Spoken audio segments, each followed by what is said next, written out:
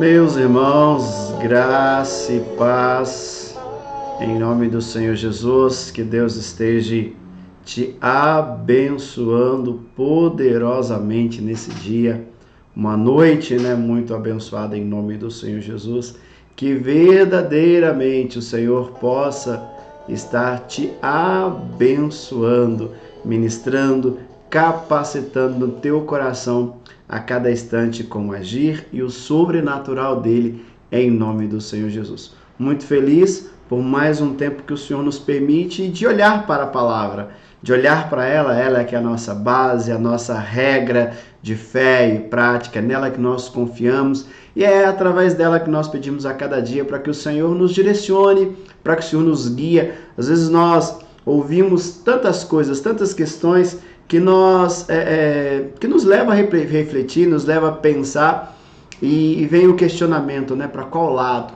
Parece que às vezes estamos numa bifurcação, para cá ou para lá, e a gente fica assim, então é muito complicado tudo isso, mas nós sabemos que nos momentos de crise, nos momentos de dificuldade, nós temos a palavra do Senhor que nos garante direcionamento, que nos garante conforto, que nos garante segurança.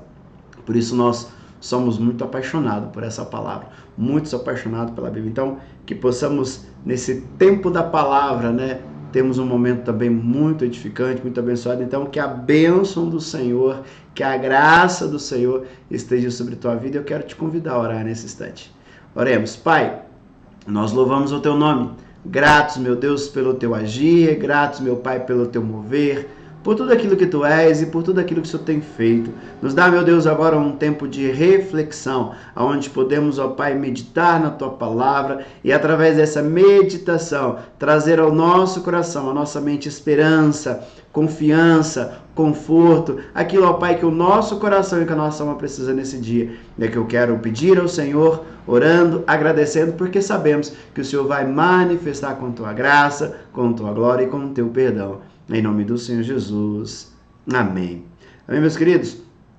Muito bom estarmos juntos, independente do horário que de repente você está assistindo, independente do dia. O importante é que a palavra possa fazer efeito na tua vida, a cada instante e a cada momento. Nós já temos aí um tempo meditado aí no livro de Tessalonicenses, ainda estamos em 1 Tessalonicenses, tem todos os outros capítulos no nosso canal, tem aí na nossa playlist que você possa acompanhar e ser abençoado. Hoje nós já chegamos no capítulo 5 de Tessalonicenses, o último capítulo. Paulo já está encerrando essa carta a esses irmãos que vêm vivendo um tempo difícil, um tempo de afronta, um tempo de perseguição, mas um tempo também onde a fé desses irmãos tem se expandido de uma forma sobrenatural. É por isso que Paulo elogia esses irmãos, é por isso que Paulo glorifica a Deus esses irmãos, e nós vemos uma carta tão poderosa, uma carta tão abençoadora, e que através dela você possa ser abençoado. Se você não fez isso ainda, faça, ler toda a carta de 1 Tessalonicenses,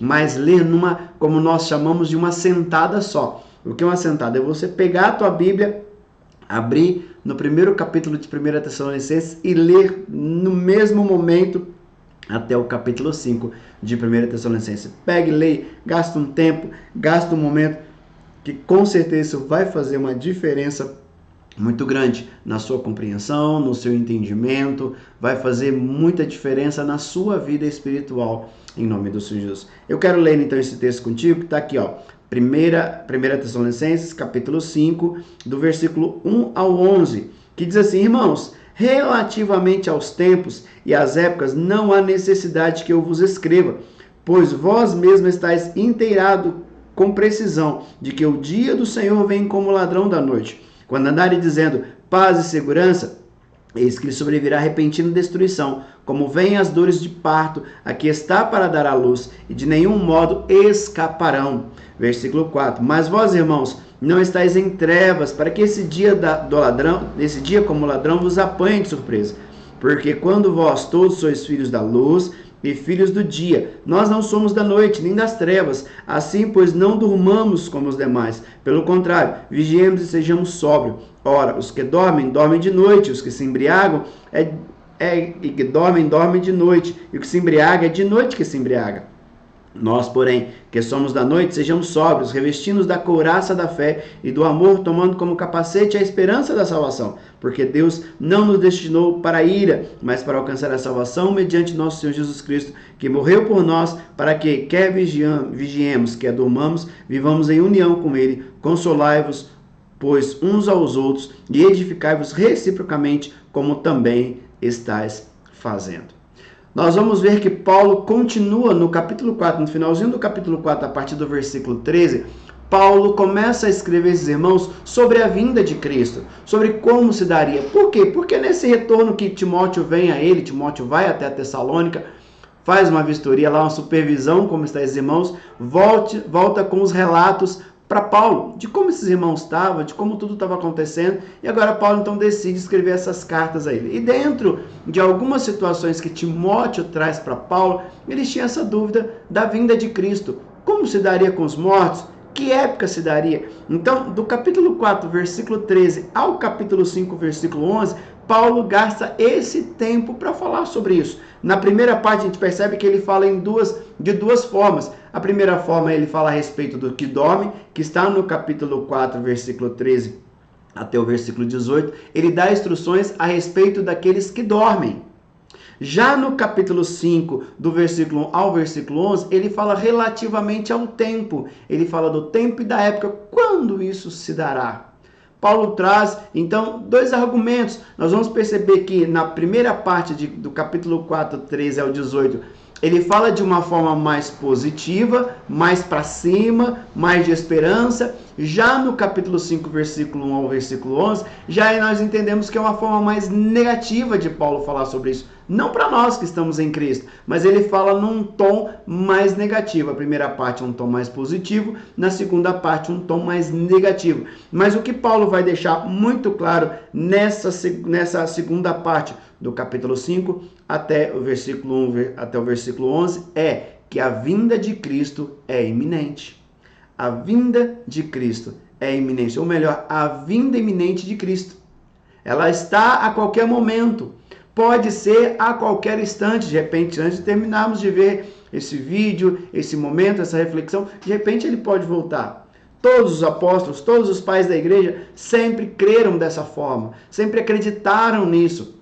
E esses irmãos têm essa dúvida. Então manda para Paulo, pergunta para Paulo como que é isso. E Paulo então gasta esse tempo descrevendo esses irmãos como tudo isso se daria. Na primeira parte, ele fala a respeito do que os dormes. Foi o vídeo da semana passada que nós conversamos, está aqui no canal. Se de repente você não assistiu, pode buscar aí para você assistir. Então a gente viu isso. Paulo está dizendo a respeito do que dorme, dizendo, olha, nós não precederemos eles virão primeiro, eles desfrutarão também da vinda de Cristo. Eles também contemplarão tudo isso, porque eles ressuscitarão com Cristo e nós depois encontraremos com os senhores nos ares. Então ele vai dizer muito claro como isso se dará, que essa próxima vinda de Cristo, Cristo não virá à terra, mas nós o subiremos até as nuvens e o encontraremos. E aí depois existe uma segunda vinda onde Cristo vem para reinar. Mas aqui, em princípio, ele diz, quando trata do capítulo 5, a partir do versículo 1, nós percebemos que Paulo já inicia, olha, irmãos, relativamente aos tempos e às épocas. Os irmãos haviam uma dúvida quanto ao tempo e quanto à época. A pergunta era, quando se dará isso? Quando tudo isso acontecerá, Paulo? Timóteo, vamos pensar assim, os irmãos perguntando para Timóteo, ok, nós entendemos isso, nós cremos nisso, nós entendemos que os nossos mortos em Cristo ressuscitarão, nós entendemos isso, nós não temos dificuldade mais sobre essa questão. Mas, quando se dará isso? Quando se dará tudo isso? Então, Paulo responde a esses irmãos, e dizendo que relativamente aos tempos e às épocas, Paulo diz assim, olha, eu não vou vos escrever sobre isso. Eu não vou falar com vocês nada a respeito disso. Porque é isso que ele diz no versículo 1. Irmãos, relativamente aos tempos e às épocas, não há necessidade que eu vos escrevas. Que eu diga alguma coisa sobre isso. Por quê? Porque ele vai dizer, porque vós mesmos já estáis inteirados com precisão. Paulo está dizendo como precisão. Vocês sabem como tudo isso acontecerá. Vocês sabem como tudo isso se dará. Não há novidade para vocês. Não há nenhum tipo de questão para vocês a respeito disso. Vocês sabem. Por que eles já sabiam? Por que Paulo está trazendo isso que eles já sabiam? Porque com certeza Paulo já havia ensinado sobre isso para eles. Paulo já havia ensinado. E mesmo que Paulo de repente não havia ensinado isso para eles ou falado, mas é muito difícil Paulo de repente não ter falado sobre isso, mas alguns estudiosos vão entender que esses irmãos tinham acesso aos evangelhos. Que esses irmãos de Tessalônica tinham esse acesso, tinham esses manuscritos em suas mãos e que eles já haviam lido. A questão que eles precisavam agora é de mais uma confirmação de Paulo. Então Paulo começa no próprio versículo 2 dizendo: pois vós mesmos estáis inteirados com precisão de quê? De que o dia do Senhor vem como ladrão. Nós sabemos que a vinda eminente de Cristo, que a vinda de Cristo está a qualquer momento. Nós sabemos que isso irá acontecer. Ninguém tem dúvida. Não estamos, não vamos entrar na questão teológica, na questão escatológica de como tudo isso se dará. Cada um de repente pode pegar os seus pontos, as suas questões, como tudo isso se dará. Mas o que todos nós temos em comum é que Cristo voltará. É que ele virá, um dia virá. E a questão que eles tinham como? Então Paulo diz: olha, vai ser repentino. Vai ser muito repentino. Quando vocês assustarem, está aí. E ele vai dizer então, ele usa o exemplo, o mesmo exemplo que Jesus usou lá em Mateus capítulo 24. Se depois você quiser dar uma passada lá e ler, você vai perceber que parece que Paulo está literalmente repetindo todas as falas de Jesus. Tudo aquilo que Jesus ensinou aos seus discípulos, Paulo está literalmente repetindo tudo isso. Repetindo tudo isso. Jesus vai mencionar que o dia do Senhor virá como o ladrão à noite. Nós sabemos como o ladrão vem. Nós sabemos, de repente, quem já passou por uma situação de roubo, de furto ou de qualquer tipo semelhante a isso. Alguém te avisou? Alguém te avisou, olha, quinta-feira às 3 horas da tarde ou quinta-feira à meia-noite 2 eu vou assaltar você vai ser roubado. Não aconteceu isso. É algo que vem que nós não estamos esperando. É aquele momento que você está fazendo tudo de uma forma muito natural, de uma forma normal, sem nenhum tipo de preocupação. Você não está preocupado, você está simplesmente seguindo a sua rotina. Você está simplesmente seguindo a tua vida. E do nada chega alguém, perdeu. Acho que é essa a expressão que muitos usam. Então ninguém nos avisa. Ninguém chega e fala alguma coisa. Não. Nós estamos seguindo a vida de uma forma natural, de uma forma tranquila, fazendo todas as coisas que já fazemos ao mesmo dia. Fazemos durante os dias. E do nada aparece alguém e nos rouba. Roubou a nossa casa, que aqui avisará mais de entrar na casa. Então está dizendo, uma das coisas que nós temos muito claro, que o dia do Senhor vem como ladrão. O que Paulo está dizendo, olha, eu não vou falar sobre isso, porque ninguém sabe a época nem o dia. O que nós sabemos é que virá de uma forma muito repentina, que virá de uma forma muito rápida, que não dá para esperar. Virá, ele usa o exemplo do ladrão. Aí vamos dizer, quando andarem dizendo paz e segurança. O que Paulo está querendo dizer? Porque havia naquela época, como muitas vezes nos nossos dias, dizendo que virá um governo, virá uma situação, ou então um governo tem trabalhado naquela época muito para implantar uma moeda. Quando alguém tomava um reinado, dizia, olha, agora vamos fazer assim, vamos fazer assado, aqui vamos colocar uma moeda única, vamos fazer tudo isso para quê? Para que possamos viver um tempo de paz, um tempo de segurança. Então todos que vinham fazer sobre isso, e diz a alguns estudiosos que havia uma linha querendo declarar que estava para surgir isso. Então Paulo vem, Jesus também vai dizer a mesma situação. E quando estiverem declarando paz e segurança, quando estiverem buscando muito essa questão, aí ele continua dizendo, eis que lhe sobrevirá repentina destruição. Diz que quando ninguém estiver esperando, o que Paulo está deixando muito claro é que quando ninguém estiver esperando, esse será o dia, esse será o momento. Então Paulo fala, não tem dúvida, ele diz ainda no versículo, como vêm as dores de parto. Ele não está dizendo no processo, né, como é que diz assim, ele não está dizendo das contrações. De repente as irmãs que já passaram por essa situação entendem melhor essa expressão de Paulo, essa expressão de Cristo, mas ele não está dizendo as contrações, ele não está dizendo o processo das contrações, ele está dizendo o processo do nascimento, que muitas vezes tem a contração, faz força, e quando, né, assusta, ou depois de muita força, de muita dor, nasce o filho. Então Paulo está dizendo isso, esse finalzinho, que muitas vezes nós não conseguimos mensurar quanto é. Você tem às vezes contração, depois volta para casa de novo, continua com contração, e não é isso que ele está dizendo. Ele está dizendo a dor do nascimento. E aí ele diz, vem como as dores do parto, e o que está para dar luz, e ele diz, e de nenhum modo escaparão. Ele diz que o dia do Senhor ninguém escapará. O dia da vinda do Senhor ninguém escapará. Então eu creio que todo olho verá, que todos, quando Cristo voltar, todos estarão cientes disso, que Cristo, tanto os que estão subindo, como também aqueles que estão ficando, todos vão ter essa consciência, tipo assim, olha, aquilo que aquele bando de louco crente falava é verdade, olha o que aconteceu, sumiu todo mundo. Sumiu todo mundo. O problema é que quem está na igreja e sumiu todo mundo da igreja, ele fica lá, rapaz, fiquei. Tanto que a Cláudio Duarte fala isso, né? Chegarmos no céu, muitos de nós vamos ter surpresa. Acho que a primeira surpresa que ele diz é nós estando lá. Ele falou, opa, cheguei. Mas nós sabemos que chegaremos porque o Senhor nos promete. Então, mas Paulo está dizendo, olha, virá de uma forma muito repentina. E aí Paulo continua então no versículo 4, que ele vai dizer assim, mas vós, irmãos, não estáis em trevas, para que esse dia, como ladrão, vos apanhe de surpresa. E ele começa então, ele inverte um pouco a palavra agora.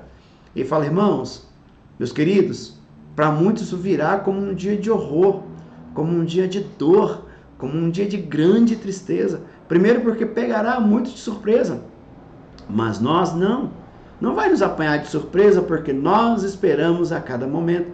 E era isso que Paulo está dizendo, olha, precisamos esperar a cada minuto. Precisamos viver como se fossem os últimos minutos, as últimas horas, os últimos dias, as últimas semanas da nossa vida. Porque a qualquer momento, aquele que nós esperamos virá.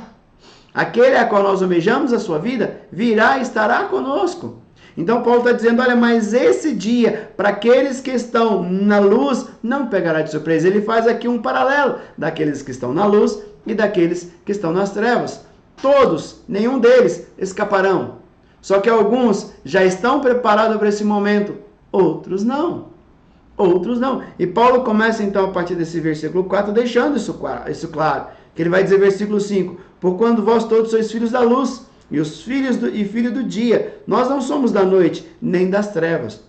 Dia e noite aqui, ele não está fazendo menção simplesmente ao dia, à rotina, ao dia geográfico, ao dia que nós temos. Mas ele está falando do dia daqueles que vivem na luz, daqueles que vivem em Cristo, daqueles que esperam, daqueles que as coisas não os pegarão de surpresa, porque está tudo muito claro. Dia, ele está falando daquele que tem conhecimento e já entendeu e já aceitou Jesus como seu Senhor e Salvador. E de trevas ele está dizendo daqueles que vivem na escuridão, que pode estar de dia, mas continua em trevas. E quem está nas trevas não sabe para onde está indo. Ele diz a comparação de dias e trevas.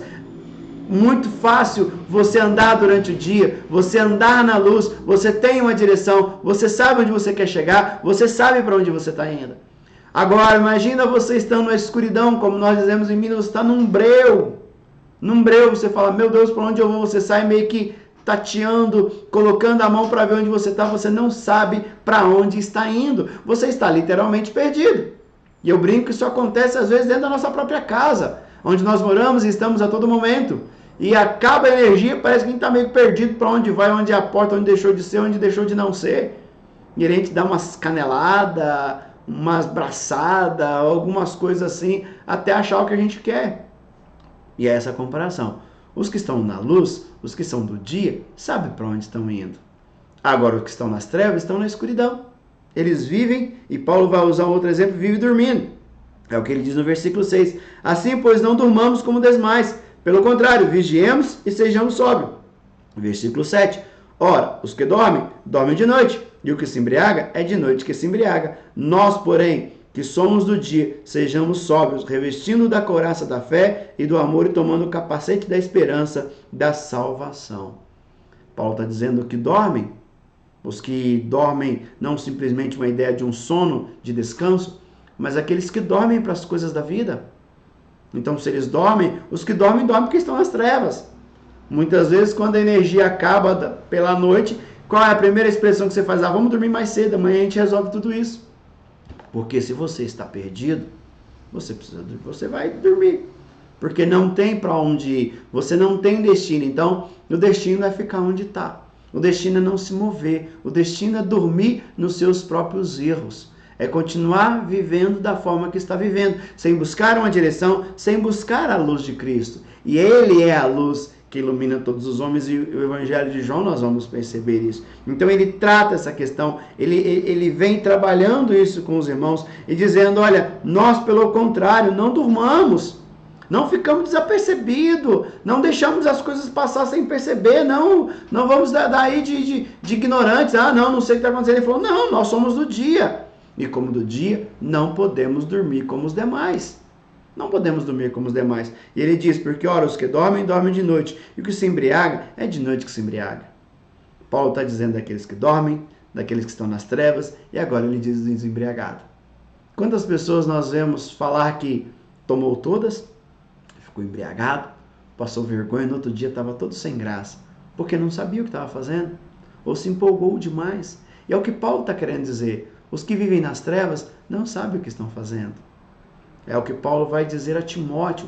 Olha, esses falsos profetas, Timóteo, na primeira carta que ele escreve a Timóteo, esses falsos profetas, eles não sabem nem o que eles estão falando. Nem o que eles estão falando eles entendem. Então Paulo está dizendo, olha, eles são falsos profetas, estão ensinando falso ensinamento e nem eles estão entendendo o que eles estão dizendo. É o que acontece com quem está embriagado. Às vezes está dizendo, está discutindo, mas nem ele sabe, nem ele entende o que está dizendo. Porque alguém que está embriagado não tem controle sobre a sua vida, não tem controle sobre o seu corpo, não tem controle sobre a sua mente. Mas nós somos pelo contrário, nós somos sóbrios, nós sabemos o que estamos fazendo. Por isso, nós fazemos com cautela. Como diz lá o Chapolin Colorado, os nossos movimentos são friamente calculados, porque nós vivemos para glorificar o nome do Senhor. Nós vivemos agora para exaltar ao Senhor. Nós vivemos agora baseado pela palavra. E Paulo mas continua aqui a partir do versículo 8, dizendo qual que é o nosso tripé. Que ele vai dizer, né? Nós, porém, que somos do dia, sejamos sóbrios, revestindo-nos da couraça do quê? Da couraça da fé, do amor. E tomando o capacete da esperança da salvação. 3 bases que Paulo diz para aqueles que estão na luz, daqueles que estão no dia, que é o quê? Que é a fé, o amor e a esperança. São esses 3 pontos, esses 3 passos, esses 3 pilares, é a base do nosso cristianismo, é a base da nossa fé, a fé, o amor e a esperança da salvação. Então Paulo começa a tratar com esses irmãos, dizendo, olha, eu não preciso falar desse dia, vocês já sabem, voltem lá, vamos dizer assim, leia os evangelhos, leia o que eles escreveram, leia o que foi escrito, lembre do que eu ensinei a vocês. E ele simplesmente repete, dizendo que o dia do Senhor virá como um ladrão, que o dia do Senhor virá como o nascimento de uma criança, as dores do parto, o finalzinho do parto ali, que tudo isso acontece. Então ele diz, olha, nós que sabemos disso, nós não dormimos, porque esse dia não vai nos pegar de surpresa, porque nós não estamos dormindo. Esse dia não nos pegará de surpresa porque nós não estamos em trevas. Esse dia não nos pegará de surpresa porque nós não estamos embriagados. Agora, aqueles que são da noite, aqueles que estão dormindo, aqueles que são das trevas, aqueles que se embriagam, esse dia será um dia de terror. Será um dia de terror. Versículo 9, Paulo vai dizer, porque Deus não nos destinou para a ira, mas para alcançar a salvação mediante nosso Senhor Jesus Cristo. Ele está dizendo que aqueles que vivem nas trevas, aqueles que vivem dormindo, aqueles que se embriagam, para ele está o quê? Está preparado. Que para essas pessoas Deus destinou a ira. Porque ele diz, Deus não nos destinou para a ira. Se Deus não nos destinou para a ira, existem pessoas que Ele destinou para a ira. E quem Ele destinou para a ira? Aqueles que escolhem viver nas trevas, aqueles que decidem viver na noite, aqueles que decidem viver embriagados. E não é uma embriaguez simplesmente de álcool. Não que embriagar de álcool seja certo. Mas não é uma embriaguez de álcool, mas uma embriaguez da alma, uma embriaguez da fé, onde não consegue abrir o coração para Deus, onde não consegue olhar para a esperança da salvação, não consegue olhar para a cruz e saber que na cruz houve dor, houve sangue, houve muita coisa, mas na cruz também houve salvação. Houve salvação. E é nessa salvação que nós cremos, é nessa salvação que baseamos a nossa vida. Versículo 10 ele diz que morreu por nós, para que quer vigiemos, quer dormamos, vivamos em união com Ele. Consolai-vos uns aos outros e edificai-vos reciprocamente como também estão fazendo. Então Paulo está dizendo, olha, podemos até dormir, podemos, que ele diz, quer morramos, que morreu por nós, né? Para que quer vigiemos, quer durmamos. Mas ele já está trazendo uma outra expressão de dormir. Ele está trazendo uma outra expressão. E ele está dizendo, olha, vivamos com Ele. Independente, porque às vezes os nossos dias podem ser dias de trevas. Mas quer estar percebendo? Não é que nós vivemos em trevas. Mas às vezes pode ter dias de provas, de lutas, de tantas situações. Por isso que ele vai dizer, olha, vigiemos. Vigiemos porque muitas vezes a escuridão tenta nos tomar, tenta nos dominar, tenta tomar as nossas vidas. E ele termina esse bloco dizendo, consolai-vos, consolai-vos. E é isso que nós precisamos fazer. É isso que nós precisamos fazer. Consolarmos uns aos outros. Sabendo, irmãos, que tudo aquilo que nós estamos passando é temporário. É temporário. O nosso Senhor, Ele virá. O nosso Deus virá para nos buscar, para levar-nos com Ele, para vivermos com Ele, para estarmos diante dEle, vivendo Sua graça e vivendo Sua glória. Então nós não podemos olhar simplesmente para o hoje, nós não podemos olhar simplesmente para o momento que estamos vivendo. Nós não podemos olhar, como eu digo muito, para a nossa verdade relativa, porque existe uma verdade absoluta, e a verdade absoluta é a eternidade. E então que todos nós possamos ser consolados com essa palavra, de sabendo que aquele que vem, virá. Que aquele que vem, virá. E não demorará. Está mais perto do que nós imaginamos. Porque a vinda é iminente. A vinda de Cristo está por vir. A vinda de Cristo é iminente. Ela já está aí. A iminência volta de Cristo. E que nós possamos estarmos preparados para isso. Em nome do Senhor. Deixa eu orar mais uma vez pela tua vida. Pai, em nome do Senhor Jesus, eu quero adorar ao Senhor. Celebrar, meu Deus, o teu nome, te exaltar na beleza da tua santidade. Declarar, meu Deus, que só tu és Rei, só tu és Senhor. E que, ó Pai, que essa palavra adentre ao nosso coração, a nossa mente, possa nos consolar. Pois sabemos, ó Pai, que para nós, aqueles que somos do dia, aqueles, ó Pai querido, que vivemos sóbrio, aqueles que estamos na luz, a luz de Cristo, meu Deus querido, nós, ó Pai, somos consolados pela Tua palavra, somos fortalecidos. Se existe alguém ainda, Pai, que de repente não fez essa entrega ao Senhor, que possa fazer, que possa decidir, que possa tomar a decisão de entregar a vida ao Senhor. É, meu Deus, o que eu oro e agradeço a Ti por tudo que o Senhor tem feito, no nome de Jesus. Amém. Amém, meus irmãos, que Deus abençoe a tua vida, que Deus abençoe o teu coração, em nome do Senhor Jesus. Tenha um restante de dia, um restante de noite abençoado na presença do Senhor. Fique com Deus.